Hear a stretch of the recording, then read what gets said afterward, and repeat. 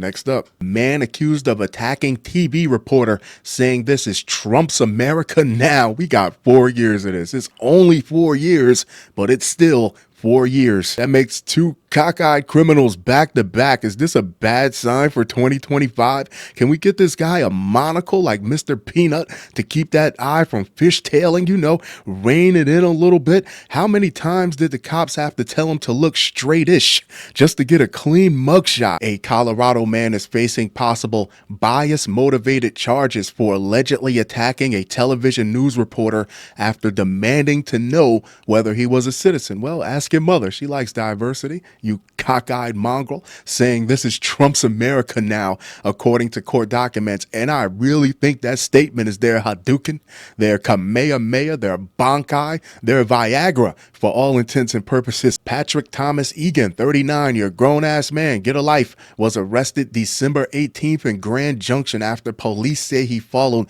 KKCO KJCT reporter Jerron Alex's vehicle for around 40 miles from the Delta area. You don't have a girlfriend? Alex told police that he believed he had been followed and attacked because he is a Pacific Islander. Now, Pacific Island is a very diverse ethnic group, but it's Polynesians, Micronesians, and Melanesians, some of the more popular nationalities that fall under that umbrella that we do know is Hawaiians and Samoans. After arriving in Grand Junction, Egan, who was driving a taxi, you're not taking any fares, you drove 40 miles for free with no fares, pulled up next to Alex at a stoplight and, according to an arrest affidavit, said something to the effect of, "Are you even a U.S. citizen? Can you look me in the eye when you ask me a question, sir? This is Trump's America now. I'm a Marine and I took an oath to protect this country from people like you." Now, if your oath was to protect the Constitution, you assaulted someone whose job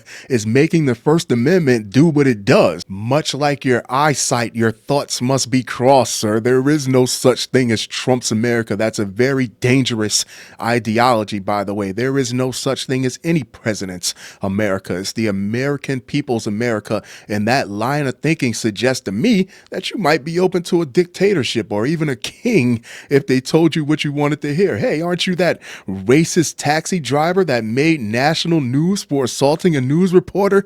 Business is really gonna boom for you. Alex, who had been out reporting now, his whole career revolves around working under the First Amendment of the same Constitution that you swore to uphold and defend. Make that make sense. Then drove back to his news station in the city. After he got out of his vehicle, Egan chased Alex as he ran toward the station's door and demanded to see his identification. It's none of your damn business. According to the document laying out police's evidence in the case, Egan then tackled Alex, put him in a headlock, and began to strangle him, the affidavit said. Co-workers who ran out to help and witnesses told police that Alex appeared to be losing his ability to breathe during the attack. You almost took him out, which was partially captured on surveillance video, according to the document. According to the station's website, Alex is a native of Detroit, the home of muscle cars and prostitution. It doesn't get more American than that, you fish-eyed bully. KKCO KJCT reported that he was driving a news vehicle at the time. Egan was arrested on suspicion of bias-motivated crime, second-degree assault, and harassment.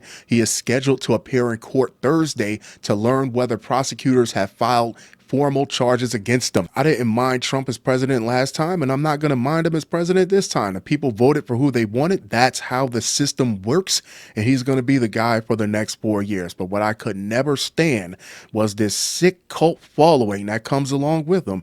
These people that think he's the second coming. They want to touch the hem of his garment or something. These bigots and racists who are always bigots and racists. Don't let that go over your head. But whenever he's at the podium or in the office, they get a little bit more vocal. They stick their chest out a little bit more. They get a little bit more active. I think the proper term for it is dick riders. There you have it, kids. Patrick Thomas Egan. Tell me what you think.